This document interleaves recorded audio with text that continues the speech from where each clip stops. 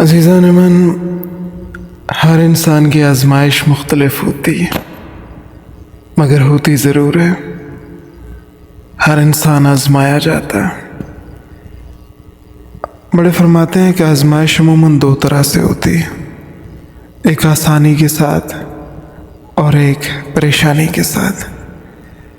جس شخص کی آزمائش آسانی کے ساتھ ہوتی ہے وہ بہت خطرے میں ہے، عموماً وہ غافل ہو جاتا ہے، غفلت میں پڑ جاتا ہے، اسے بالکل رب کی طرف دھیان نہیں جاتا۔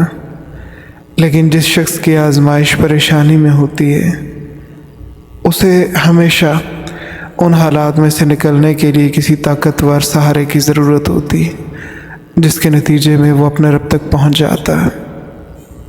مگر جس شخص کو اللہ رب العالمین نے تمام نعمتیں، سہولتیں اور آسانیاں جیسے اولاد، مال، عزت، شہرت، طاقت یہ دے کر آزمایا، وہ عموماً غفلت میں پڑ گیا۔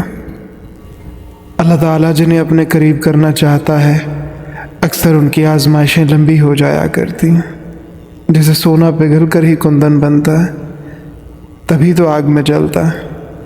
جو ضبط کرنا سیکھ جاتے ہیں وہ صالحین میں شمار ہوتے ہیں، اور صلحاء اس چیز کو بہت اچھی طریقے سے جان جاتے ہیں کہ شکوہ نہیں کرنا، شکر کرنا ہے۔